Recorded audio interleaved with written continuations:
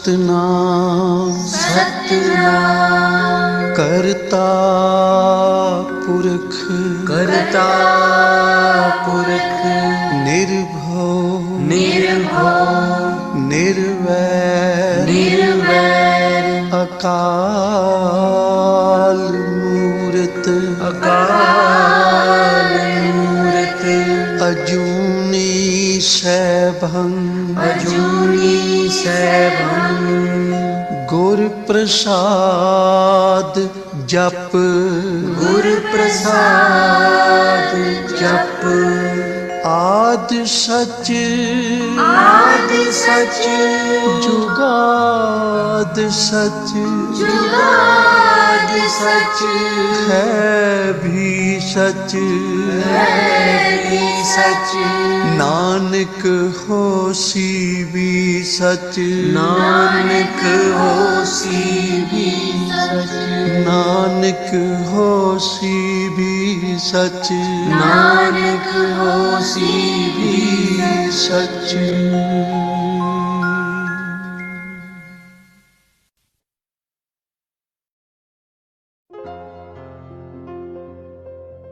सतगुर टाक लिया मोहे पापी पड़दा मोहे पापी पड़दा सतगुर टाक लिया मोहे पापी पड़दा मोहे पापी पड़दा निर्गुण राख लिया संतन का सदका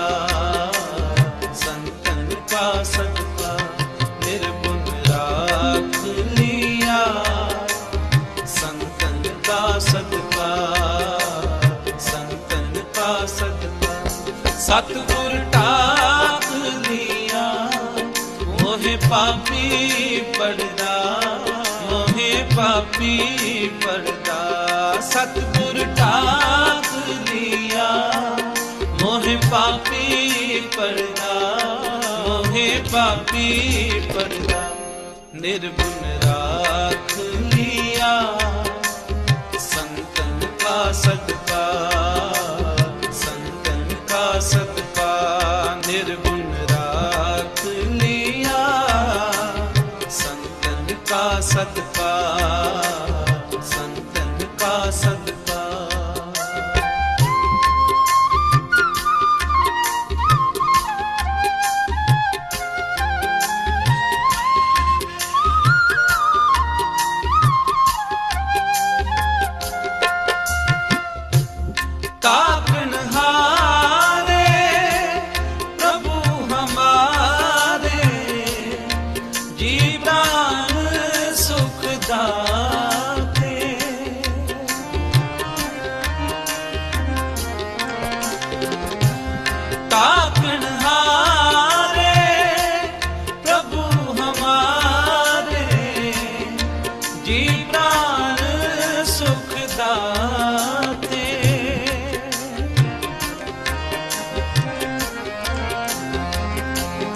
अबनासी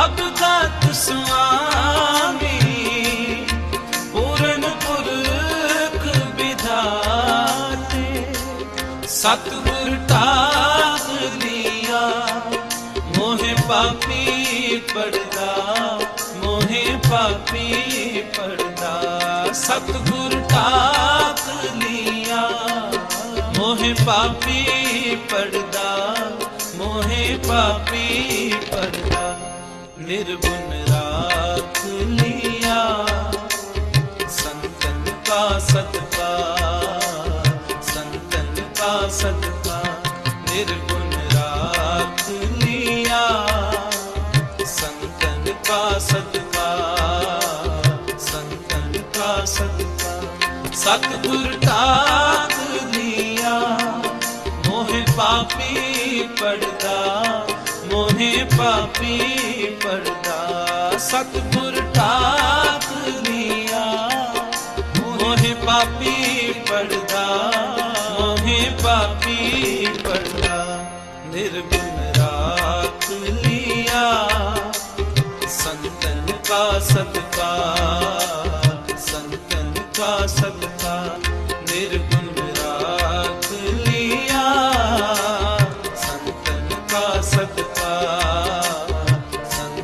का सदका।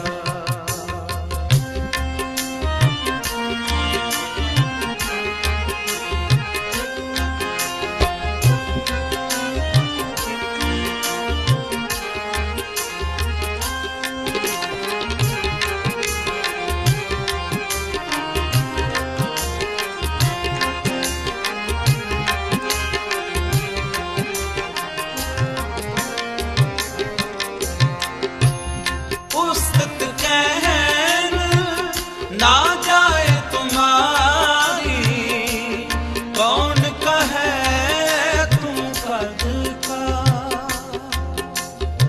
कौन कहे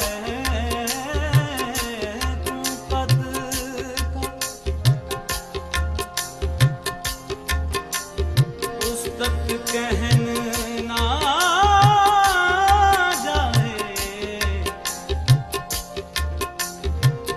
ना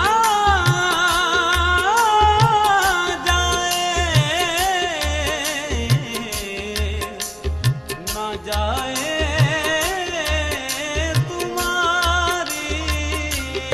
उस्तत कहन ना जाए तुम्हारी, कौन कहे तुम कद का।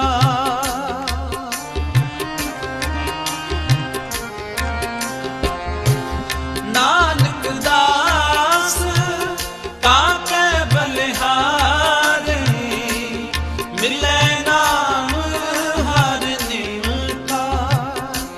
सतगुर ठाक लिया मोहे पापी पड़दा, मोहे पापी पड़दा। सतगुर ठाक लिया मोहे पापी पड़दा, मोहे पापी पड़दा।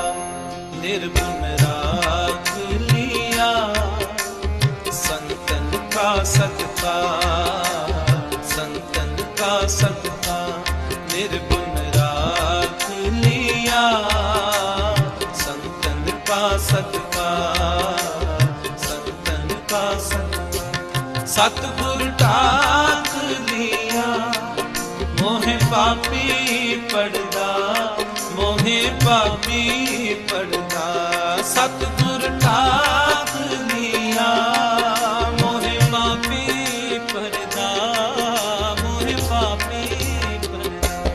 निर्गुण राख लिया संतन का सदका, संतन का सदका।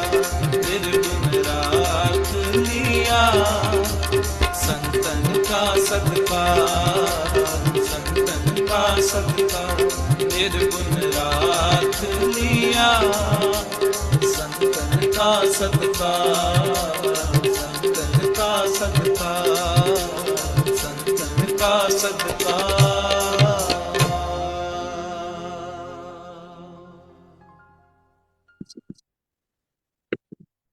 जय गुरु जी। संगत जी, महाशिव के दरबार में एक बार फिर से आप सबका स्वागत है।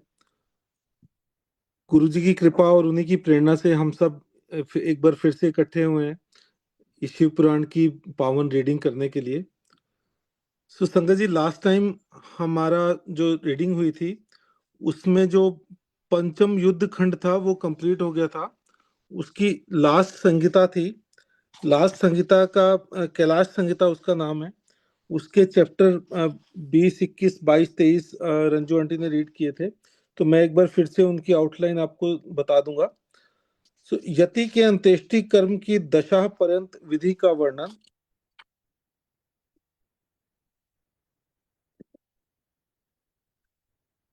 यति के लिए एकादशः कृत्य का वर्णन और यति के द्वादशः कृत्य का वर्णन, स्कंद और वामदेव का कैलाश पर्वत पर जाना तथा सूत जी के द्वारा इस संहिता का उपसंहार।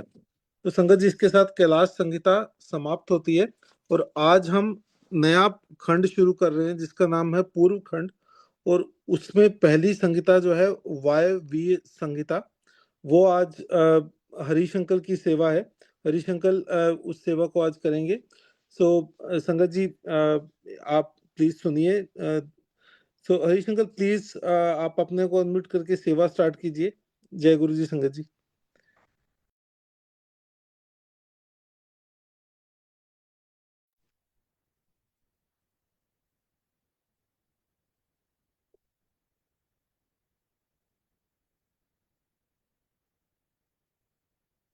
हरीश अंकल आप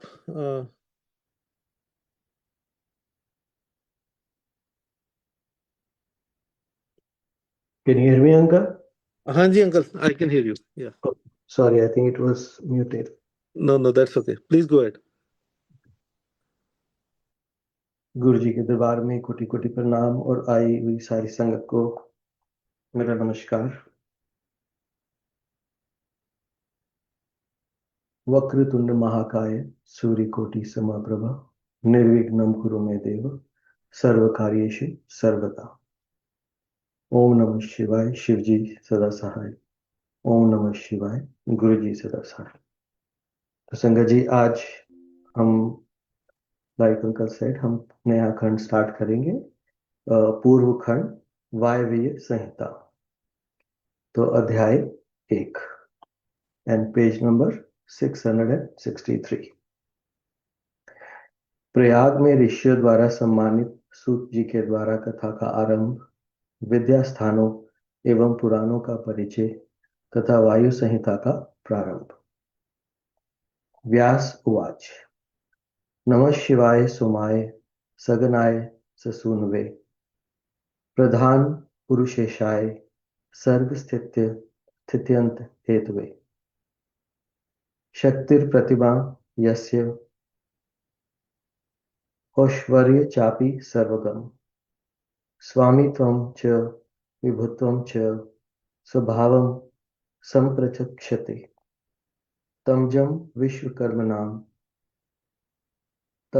विश्वकर्माणं शाश्वतं शिवमव्यं महादेवं महात्मानं व्रजामि शरणं शिवम्। व्यास जी कहते हैं, जो जगत की सृष्टि, पालन और संहार के हेतु तथा प्रकृति और पुरुष के ईश्वर हैं, उन प्रमथ गण पुत्रदय तथा उमा सहित भगवान शिव को नमस्कार है, जिनकी शक्ति की कहीं तुलना नहीं है, जिनका ऐश्वर्य सर्वत्र व्यापक है तथा स्वामित्व और विभुत्व जिनका स्वभाव कहा गया है, उन विश्व स्रष्टा सनातन अजन्मा अविनाशी महान देव मंगलमय परमात्मा शिव की मैं शरण लेता हूं, जो धर्म का क्षेत्र और महान तीर्थ है, जहां गंगा और यमुना का संगम हुआ है तथा जो ब्रह्मलोक का मार्ग है, उस प्रयाग में शुद्ध हृदय वाले सत्यव्रत परायण महातेजस्वी एवं महाभाग मुनियों ने एक महान यज्ञ का आयोजन किया। वहां कलेश रहित कर्म करने वाले उन महात्माओं के यज्ञ का समाचार सुनकर निपुण कथावाचक, त्रिकाल वेता, उत्तम नीति के ज्ञाता तथा क्रांतदर्शी विद्वान पौराणिक शिरोमणि सूत जी उस स्थान पर आए। सूत जी को आते देख मुनियों का मन प्रसन्नता से खिल उठा। उन्होंने उनसे सांत्वनापूर्ण मधुर बातें कहकर उनकी यथा योग्य पूजा की। मुनियों द्वारा की हुई उस पूजा को ग्रहण करके सूत जी ने उनकी प्रेरणा से अपने लिए बताए गए उपयुक्त आसन को स्वीकार किया। उस समय महर्षियों ने अनुकूल वचनों द्वारा उनका सत्कार करते हुए उन्हें अत्यंत अभिमुख करके यह बात कही। ऋषि बोले, शिव भक्त शिरोमणि महाबुद्धिमान महाभाग रोमहर्षण जी, आप सर्वज्ञ हैं और हमारे महान सौभाग्य से यहाँ पधारे हैं। तीनों लोक में ऐसी कोई बात नहीं है जो आपको विदित न हो। आप भाग्यवश हमें दर्शन देने के लिए स्वयं यहाँ आ गए हैं, अतः अब हमारा कोई कल्याण किए बिना आपको यहाँ से व्यर्थ नहीं जाना चाहिए। इसलिए आप हमें शीघ्र एवं पवित्र पुराण सुनाएं, जो अत्यंत श्रवणीय, उत्तम कथा और ज्ञान से युक्त तथा वेदांत के सार सर्वस्व से संपन्न हो। वेदवादी मुनियों ने जब इस प्रकार प्रार्थना की, तब सूत जी ने मधुर न्याय युक्त एवं शुभ वचनों में उन्हें इस प्रकार उत्तर दिया। सूत जी ने कहा, महर्षियों, आपने मेरा सत्कार किया और मुझ पर कृपा की है। ऐसी दशा में आपसे प्रेरित होकर मैं आपके समक्ष महर्षियों द्वारा सम्मानित पुराण का भली भांति प्रवचन क्यों नहीं करूंगा। अब मैं महादेव जी, देवी पार्वती, कुमार स्कंद, गणेश जी, नंदी तथा सत्यवती कुमार साक्षात भगवान व्यास को प्रणाम करके उस परम पवित्र वेद तुल्य पुराण की कथा कहूंगा, जो शिव तत्व के ज्ञान का सागर है और भोग एवं मोक्ष रूपी फल देने वाला साक्षात साधन है। विद्या के संपूर्ण स्थानों का, पुराणों की संख्या का और उनकी उत्पत्ति का विवरण दे रहा हूँ। आप लोग मुझसे इस विषय को ध्यान पूर्वक सुने। 6 वेदांग, 4 वेद, मीमांसा, विस्तृत न्याय शास्त्र, पुराण और धर्मशास्त्र, ये 14 विद्याएं हैं। इनके साथ आयुर्वेद, धनुर्वेद, गंधर्व वेद और उत्तम अर्थशास्त्रों को भी गिन लिया जाए तो ये विद्याएं 18 हो जाती हैं। इन 18 विद्याओं के मार्ग एक दूसरे से भिन्न हैं। इन सब के निर्माता त्रिकालदर्शी विद्वान साक्षात भगवान शूलपाणी शिव हैं, ऐसा श्रुति का कथन है। संपूर्ण जगत के स्वामी उन भगवान शिव को जब समस्त संसार की सृष्टि करने की इच्छा हुई, तब उन्होंने सबसे पहले अपने सनातन पुत्र साक्षात ब्रह्मा जी को उत्पन्न किया और अपने उन प्रथम पुत्र विश्व योनि ब्रह्मा को परमेश्वर शिव ने जगत की सृष्टि का ज्ञान प्राप्त करने के लिए पहले ये सब विद्याएं दी। उसके बाद उन्होंने पालन करने के लिए भगवान श्री हरि को नियुक्त किया और उन्हें जगत की रक्षा के लिए शक्ति प्रदान की। वे भगवान विष्णु ब्रह्मा जी के पालक हैं। ब्रह्मा जी विद्या प्राप्त करके जब प्रजा की सृष्टि के विस्तार कार्य में लगे, तब उन्होंने संपूर्ण शास्त्रों में पहले पुराण को ही स्मरण किया और उन्हीं को वे प्रकाश में लाए। पुराणों के प्रकट होने के अनंतर उनके 4 मुखों से चारों वेदों का प्रादुर्भाव हुआ। फिर उन्हीं के मुख से संपूर्ण शास्त्रों की प्रवृत्ति हुई।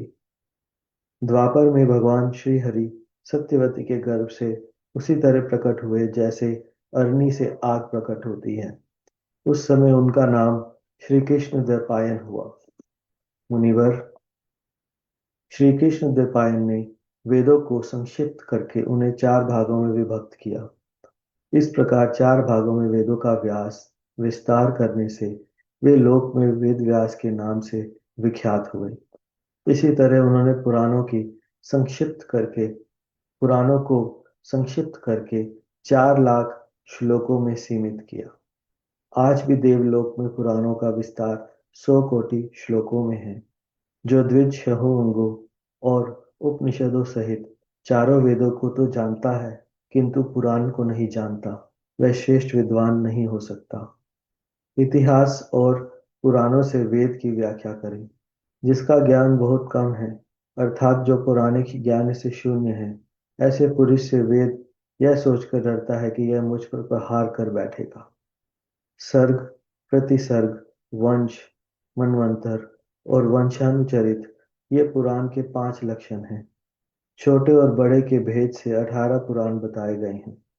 ब्रह्म पुराण, पद्म पुराण, विष्णु पुराण, शिव पुराण, भागवत पुराण, भविष्य पुराण, नारद पुराण, मार्कंडेय पुराण, अग्नि पुराण, ब्रह्मवैवर्त पुराण, लिंग पुराण, वाराह पुराण, स्कंद पुराण, वामन पुराण, कूर्म पुराण, मत्स्य पुराण, गरुड़ पुराण और ब्रह्मांड पुराण। यह पुराणों का पवित्र क्रम है। इसमें शिव पुराण चौथा है, जो भगवान शिव से संबंध रखता है और सब मनोरथों का साधक है। इस ग्रंथ की श्लोक संख्या 1 लाख है और यह 12 संहिताओं में विभक्त है। इसका निर्माण साक्षात भगवान शिव ने ही किया है तथा इसमें धर्म प्रतिष्ठित है। वेद व्यास ने इस 1 लाख श्लोक वाले शिव पुराण को संक्षिप्त करके 24,000 श्लोकों का कर दिया है। इसमें 7 संहिताएं हैं। पहली विद्येश्वर संहिता, दूसरी रुद्र संहिता, तीसरी शतरुद्र संहिता, चौथी कोटि रुद्र संहिता, पांचवी उमा संहिता, छठी कैलाश संहिता और 7वीं वायवीय संहिता है। इस प्रकार इसमें 7 ही संहिताएं हैं। विद्येश्वर संहिता में 2000 रुद्र संहिता में 10,500, शतरुद्र संहिता में 2,180, कोटि रुद्र संहिता में 2,240, उमा संहिता में 1,840, कैलाश संहिता में 1,240 और वायव्य संहिता में 4,000 श्लोक हैं। इस परम पवित्र शिव पुराण को आप लोगों ने सुन लिया। केवल 4,000 श्लोकों की वायव्य संहिता रह गई है, जो 2 भागों से युक्त है। उसका वर्णन मैं करूंगा। जो वेदों का विद्वान न हो, उससे यह उत्तम शास्त्र का वर्णन नहीं करना चाहिए। जो पुराणों को न जानता हो और जिसकी पुराण पर श्रद्धा न हो, उससे भी इसकी कथा नहीं कहनी चाहिए। जो भगवान शिव का भक्त हो, शिवोक्त धर्म का पालन करता हो और दोष दृष्टि से रहित हो, उसे उस जांचे बूझे हुए धर्मात्मा शिष्य को ही इसका उपदेश देना चाहिए। जिनकी कृपा से मुझको पुराण संहिता का ज्ञान है, उन अमित तेजस्वी भगवान व्यास को नमस्कार है। अध्याय 1 समाप्त। ऋषियों का ब्रह्मा जी के पास जा उनकी स्तुति करके उनसे परम पुरुष के विषय में प्रश्न करना और ब्रह्मा जी का आनंद मग्न हो रुद्र कहकर उत्तर देना। सूत जी कहते हैं, महर्षियों, पहले अनेक कल्पों के बारंबार बीतने पर सुदीर्घ काल के पश्चात जब यह वर्तमान कल्प उपस्थित हुआ और सृष्टि का कार्य आरंभ हुआ, जब जीविका, साधक कर्म, कृषि, गोरक्षा और वाणिज्य की प्रतिष्ठा हुई तथा प्रजा वर्ग के लोग सजग एवं संचेत हो गए, तब 6 कुलों में उत्पन्न हुए महर्षियों में परस्पर बहस छिड़ गई। यह पर ब्रह्मा है या नहीं है, इस प्रकार उनमें महान विवाद होने लगा। किंतु परम तत्व का निरूपण अत्यंत कठिन होने के कारण उस समय वहां कुछ निश्चय न हो सका। तब वे सब लोग जगत सृष्टा अविनाशी ब्रह्म जी का दर्शन करने के लिए उस स्थान पर गए जहां देवताओं और असुरों के मुख से अपनी स्तुति सुनते हुए भगवान ब्रह्मा विराजमान थे। देवताओं और दानवों से भरे हुए सुंदर रमणीय मेरु शिखर पर जहां सिद्ध और चारण परस्पर बातचीत करते हैं, यक्ष और गंधर्व सदा रहते हैं, विहंगों के समुदाय कलरव करते हैं, मणि और मूंगे जिसकी शोभा बढ़ाते हैं, तथा निकुंज, कंदराएं, छोटी गुफाएं और अनेकानेक निर्झर जिसे सुशोभित करते हैं, एक ब्रह्मवन नाम से प्रसिद्ध वन है। उसमें नाना प्रकार के वन्य पशु भरे हुए हैं। उसकी लंबाई 100 योजन और चौड़ाई 10 योजन की है।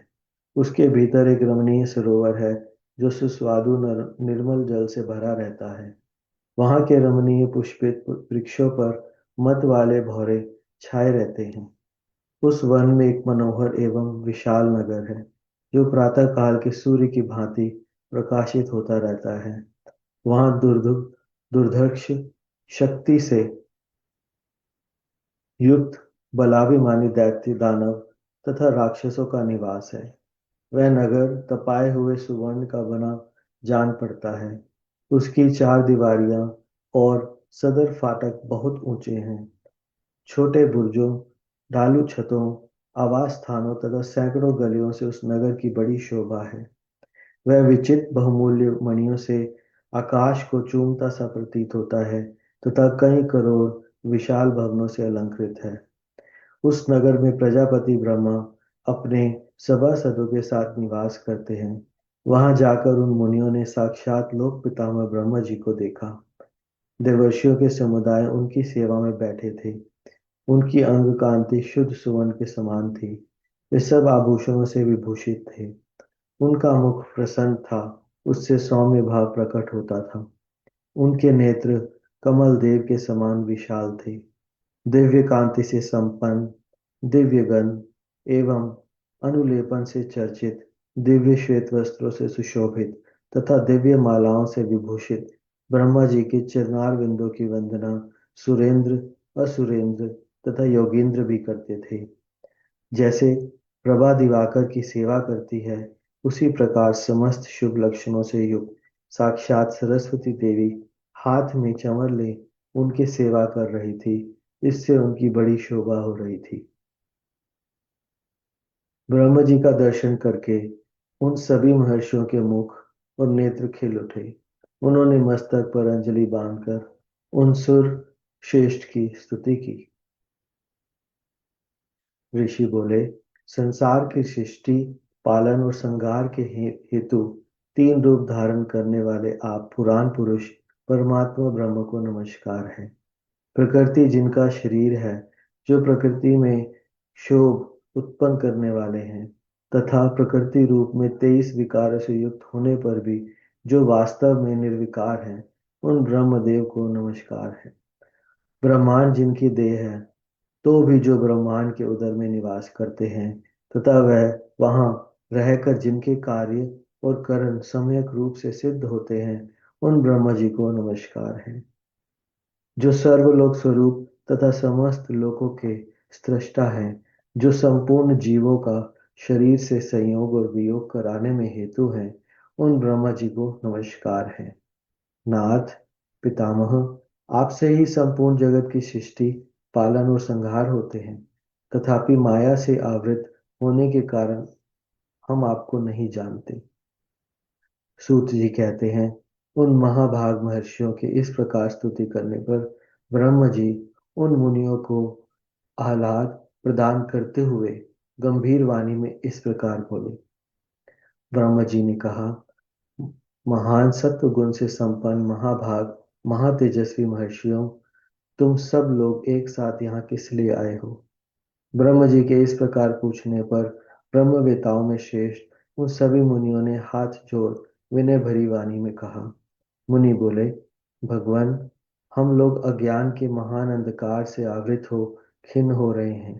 परस्पर विवाद करते हुए हमें परम तत्व का साक्षात्कार नहीं हो रहा है। आप संपूर्ण जगत के धारण पोषण करने वाले तथा समस्त कारणों के भी कारण हैं। नाथ, यहाँ कोई ऐसी वस्तु नहीं है जो आपको विदित न हो। कौन ऐसा पुरुष है जो संपूर्ण जीवों से पुरातन, अंतर्यामी, उत्कृष्ट, विशुद्ध, परिपूर्ण एवं सनातन परमेश्वर है? कौन अपने अद्भुत क्रियाकलाप द्वारा सबसे प्रथम संसार की सृष्टि करता है? महाप्राज्ञ, हमारे इस संदेह का निवारण करने के लिए आप हमें परमार्थ तत्व का उपदेश दें। मुनियों के इस प्रकार पूछने पर ब्रह्म जी के नेत्र आश्चर्य से खिल उठे। वे देवताओं, दानवों और मुनियों के निकट खड़े हो गए और चिरकाल तक ध्यानमग्न हो रुद्र ऐसा कहते हुए आनंद विभोर हो गए। उनका सारा शरीर पुलकित हो उठा और वे हाथ जोड़कर बोले। अध्याय 2 समाप्त। ब्रह्म जी के द्वारा परम तत्व के रूप में भगवान शिव की ही महत्ता का प्रतिपादन, उनकी कृपा को ही सब साधनों का फल बताना तथा उनकी आज्ञा से सब मुनियों का नैमिषारण्य में आना। ब्रह्म जी ने कहा, मुनियों, जिन्हें न पाकर मन सहित वाणी लौट आती है, जिनके आनंदमय स्वरूप का अनुभव करने वाला पुरुष कभी किसी से नहीं डरता, जिनसे संपूर्ण भूतों और इंद्रियों के साथ ब्रह्मा, विष्णु, रुद्र और इंद्र पूर्वक यह समस्त जगत पहले प्रकट होता है, जो कारणों के भी सृष्टा और विचारक परम कारण है, जिनके सिवा और किसी से कभी भी जगत की उत्पत्ति नहीं होती, संपूर्ण ऐश्वर्य से संपन्न होने के कारण जो स्वयं ही सर्वेश्वर नाम धारण करते हैं, सब मुमुक्षु जिन शंभु का अपने हृदय आकाश के भीतर ध्यान करते हैं, जिन्होंने सबसे पहले मुझे ही अपने पुत्र के रूप में उत्पन्न किया और मुझे ही संपूर्ण वेदों का ज्ञान दिया, जिनके कृपा प्रसाद से मैंने यह प्रजापति का पद प्राप्त किया है, जो ईश्वर अकेले ही वृक्ष की भांति निश्चल भाव से प्रकाशमान आकाश में विराजमान है, जिन परम पुरुष परमात्मा से यह संपूर्ण जगत परिपूर्ण है, जो अकेले ही बहुत से निष्क्रिय जीवों के शासक एवं उन्हें सक्रियता प्रदान करने वाले हैं, जो महेश्वर एक बीज को अनेक रूपों में परिणत कर देते हैं, जो सबका शासन करने वाले ईश्वर इन जीवों सहित इन समस्त लोगों को वश में रखते हैं, सब रूपों में जो एकमात्र भगवान रुद्र ही हैं, दूसरा कोई नहीं है, जो सदा ही मनुष्यों के हृदय में भली भांति प्रविष्ट होकर स्थित है, जो स्वयं संपूर्ण विश्व को देखते हुए भी दूसरों से कदापि लक्षित नहीं होते और सदा समस्त जगत के अधिष्ठाता हैं, जो अनंत शक्तिशाली एकमात्र भगवान रुद्र काल से मुक्त समस्त कारणों पर भी शासन करते हैं, जिनके लिए न दिन है न रात्रि है, जिनके समान भी कोई नहीं है, फिर अधिक तो हो ही कैसे सकता है, जिनकी ज्ञान बल और क्रिया रूपा पराशक्ति स्वाभाविक एवं नित्य है, जो इस क्षर विनाशशील अव्यक्त प्रकृति पर तथा अमृत स्वरूप अक्षर अविनाशी जीव आत्मा पर शासन करते हैं। उनका निरंतर ध्यान करने से, मन को उनमें लगाए रहने से तथा उन्हीं के तत्व की भावना करते हुए उनमें तन्मय रहने से जीव अंत में उन्हीं को प्राप्त हो जाता है। फिर तो सारी माया अपने आप दूर हो जाती है। उनके पास ना तो बिजली प्रकाश करती है और ना सूर्य और चंद्रमा ही कभी सूर्य तथा चंद्रमा ही अपनी प्रभा फैलाते हैं, अपितु उनकी उन्हीं के प्रकाश से यह संपूर्ण जगत प्रकाशित होता है। ऐसा सनातन श्रुति का कथन है। एकमात्र महादेव महेश्वर को ही अपना आराध्य देव जानना चाहिए। उनसे श्रेष्ठ दूसरा कोई पद उपलब्ध नहीं होता। वे स्वयं ही आपके आदि हैं, किंतु इनका न आदि है न अंत।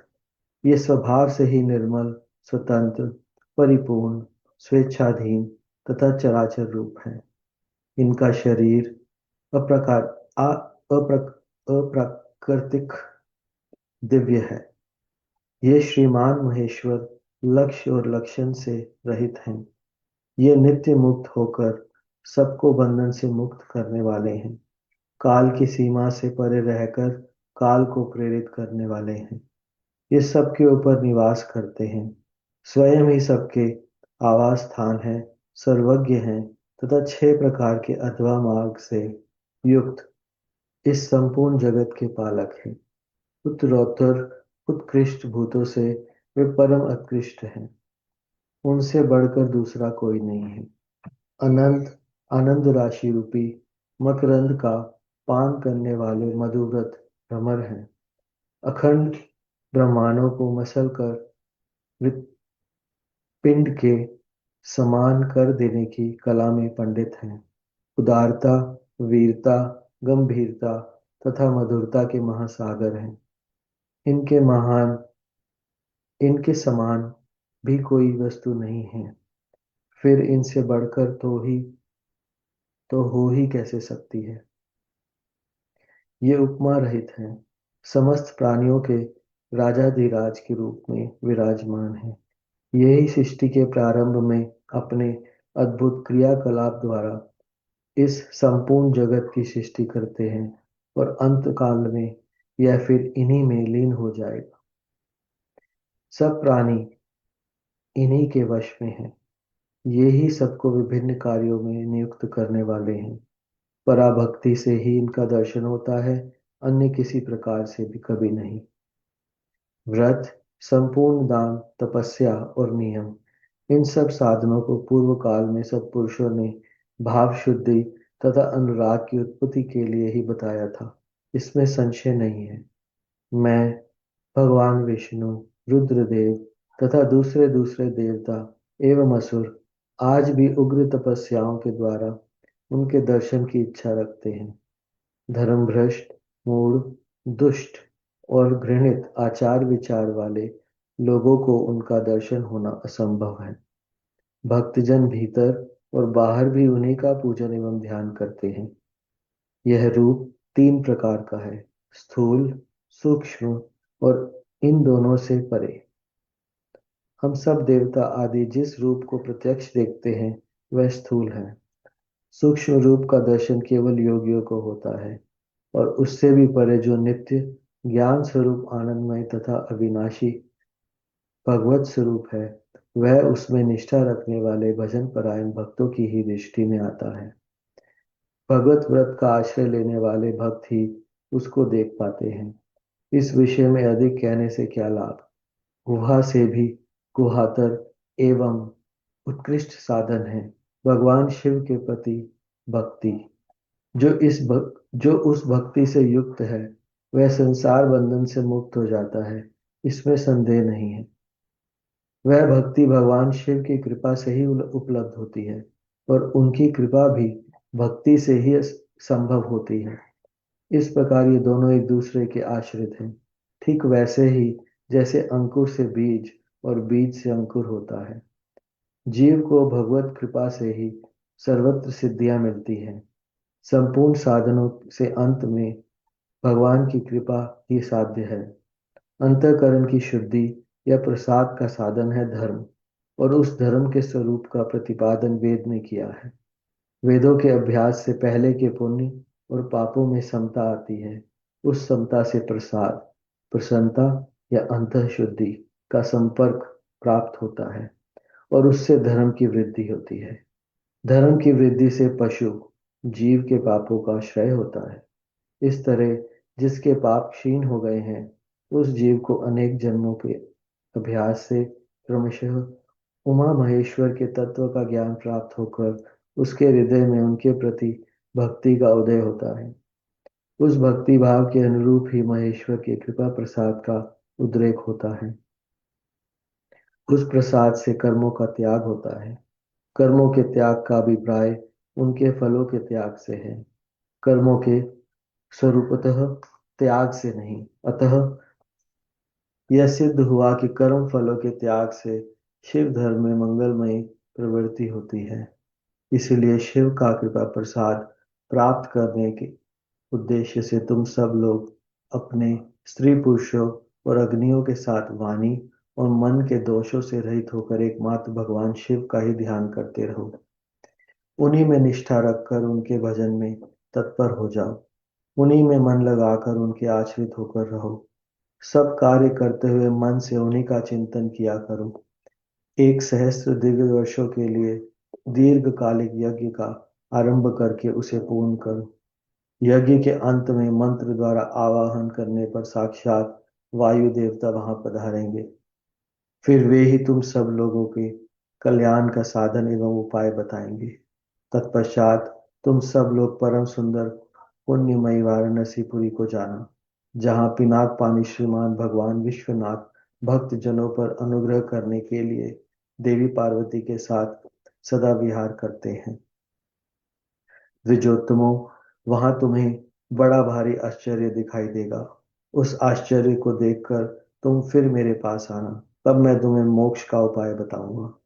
उस उपाय से एक ही जन्म में मुक्ति तुम्हारे हाथ में आ जाएगी, जो अनेक जन्मों के संसार बंधन से छुटकारा दिलाने वाली होगी। यह मैंने मनोमय चक्र का निर्माण किया है। इस चक्र को मैं यहाँ से छोड़ता हूँ। जहाँ जाकर इसकी नेमी विच्छिन्न हो जाए, टूट फूट जाए, वही तपस्या के लिए शुभ देश है। ऐसा कहकर पितामह ब्रह्मा ने उस सूर्यतुल्य तेजस्वी मनोमय चक्र की ओर देखा और महादेव जी को प्रणाम करके उसे छोड़ दिया। वह सब ब्राह्मण उन लोकनाथ ब्रह्म जी को प्रणाम करके उस स्थान के लिए चल दिए जहां उस चक्र की नेमी जीर्ण शीर्ण होने वाली थी। ब्रह्म जी का फेंका हुआ वह सुंदर चक्र मनोहर शिलाखंडों से युक्त और निर्मल एवं स्वादिष्ट जल से पूर्ण किसी वन में गिरा। उस चक्र की नेमी के क्षीण होने से वह मुनि पूजित वन नैमिष नाम से विख्यात हुआ। अनेक यक्ष, गंधर्व और विद्याधर वहां आकर रहने लगे। पूर्व काल में जगत की सृष्टि की इच्छा रखने वाले विश्वस्रष्टा एवं गार्हपत्य अग्नि के उपासक ब्रह्मज्ञ प्रजापतियों ने वहीं दिव्य यज्ञ का आरंभ किया था। वहीं शब्द शास्त्र, अर्थशास्त्र तथा न्याय शास्त्र के ज्ञाता विद्वान महर्षियों ने शक्ति, ज्ञान और क्रिया योग के द्वारा शास्त्रीय विधि का अनुष्ठान किया था। उसी स्थान पर वेद वेता विद्वान सदा वाद और जल के बल से युक्त वचनों द्वारा अतिवाद करने वाले वेद बहिष्कृत नास्तिकों को पराहत या पराजित करते थे। तभी से नैमिषारण्य ऋषियों की तपस्या के योग्य स्थान बन गया। स्फटिक मणिमय पर्वत की शिलाओं से झरते हुए अमृत के समान मधुर एवं स्वच्छ जल के कारण वह वन बड़ा रमणीय प्रतीत होता है। वहां प्रायः अत्यंत रसीले फल देने वाले वृक्ष हैं तथा उस वन में हिंसक जीव जंतुओं का अभाव है। अध्याय 3 समाप्त। संगत जी, आज की सेवा यहीं समाप्त होती है। जय Guru ji. Uncle, back to you.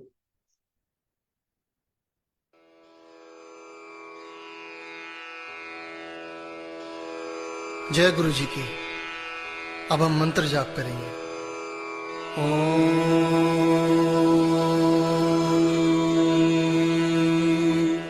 नमः शिवाय।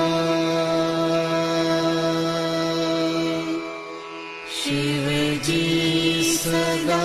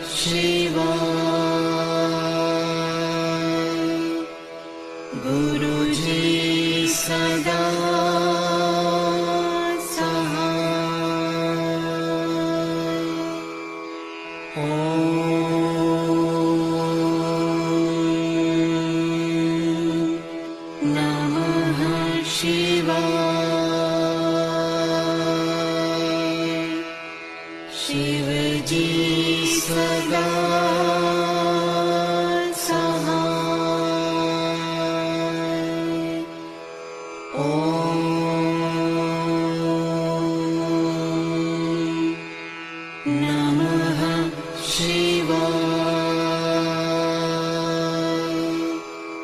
गुरुजी सदा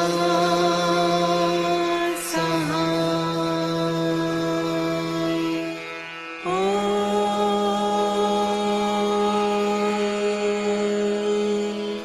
नमः शिवाय। शिवजी सदा सहाय। ओम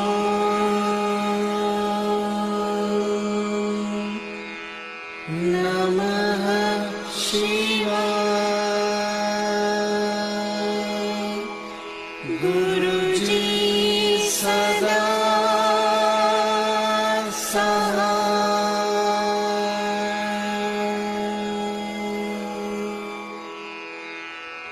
जय गुरु जी की।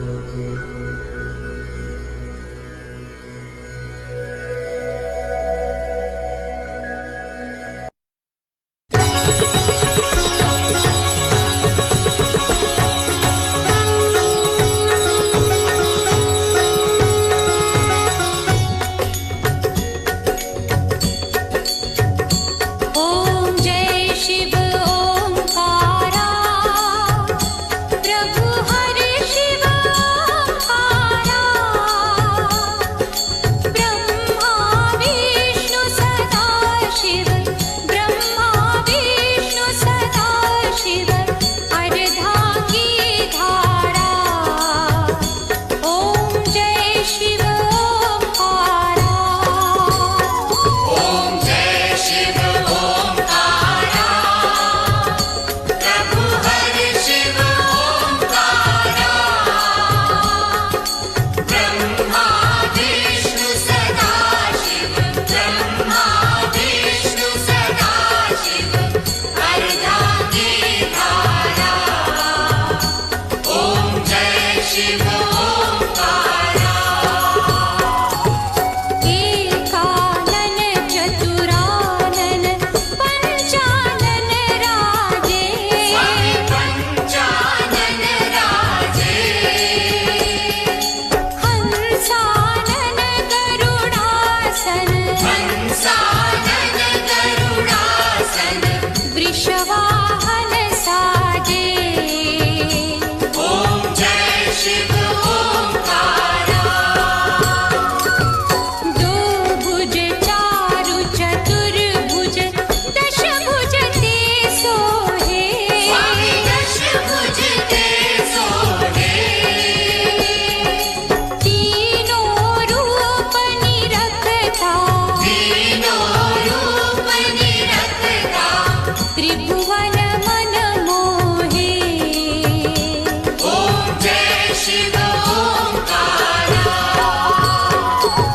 यक्षमाला वनमाला मुंडमाला धारी स्वामी मुंडमाला धारी। चंदन मृग मद चंदा चंदन मृग मद चंदा भोले शुभकारी। ओम जय शिव ओंकारा। श्वेतांबर पीतांबर बाघांबर अंगे स्वामी बाघांबर अंगे। ब्रह्मादिक सनकादिक ब्रह्मादिक सनकादिक भूतादिक संगे। ओम जय शिव ओंकारा।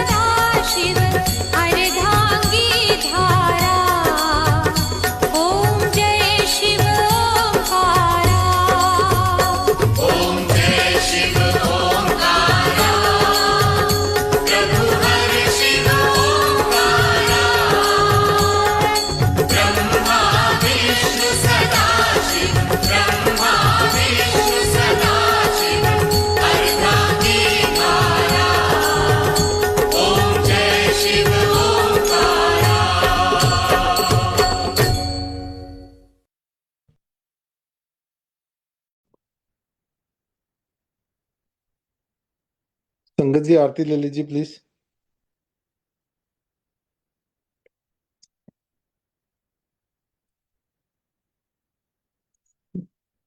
जय गुरु जी, शुक्राना गुरु जी, कोटि कोटि शुक्राना गुरु जी, अपने चरणों में बिठा के शिव पुराण का पाठ करवाने के लिए। Thank you so much Harish uncle, very beautiful reading. तो संगत जी, गुरु जी का हम जितना भी शुक्राना करें, आज जैसे शब्द में भी बोला जा रहा था कि गुरु जी सबके पर्दे काज लेते हैं, राइट, पर्दे ढक लेते हैं हमारे। तो वही गुरु जी दिन रात कर रहे हैं हमारे लिए। बस ये है कि हमें उसका कब एहसास हो रहा है कब नहीं हो रहा है, ये गुरु जी पता भी नहीं लगने देते। कितने वो हमारे बैक साइड पे काम कर रहे हैं, बैक एंड पे हमारे लिए कितना कुछ कर रहे हैं। तो बस हम केवल शुक्राना ही कर सकें उतना बहुत है, कि हम केवल शुक्राना मोड में रहें, क्योंकि वही एक बहुत बड़ी एक एक ऐसी हैबिट है जिसको सीखना एटलीस्ट मेरे लिए तो बहुत ही मुश्किल है। तो शुक्राना वर्ड कहना आसान है, शुक्राना करना दिल से बड़ा मुश्किल है संगत जी। तो हम मेक श्योर करें कि हम गुरु जी का दिन रात बस शुक्राना करते रहें। वो पता नहीं हमारे कौन कौन से कष्ट कब कब काट रहे हैं संगत जी। सो जय गुरु जी संगत जी, थैंक्स फॉर ज्वाइनिंग। आप अनम्यूट करके गुरु जी का आशीर्वाद ले लीजिए, आज्ञा ले लीजिए। जय गुरु जी। शुक्राना गुरु जी, पल पल दा शुक्राना, श्वास विच शुक्राना। जय गुरु जी, शुक्राना गुरु जी, अनंतम अनंतम शुक्राना गुरु जी, हर पल शुक्राना गुरु जी। जय गुरु जी। शुक्राना गुरु जी, जय गुरु जी। जय गुरु जी, शुक्राना गुरु जी। शुक्राना जय गुरु गुरु जी, शुक्राना गुरु जी। जय गुरु जी, शुक्राना गुरु जी। जय गुरु जी, शुक्राना गुरु जी, अनंतम अनंतम शुक्राना गुरु जी, शुक्राना गुरु जी।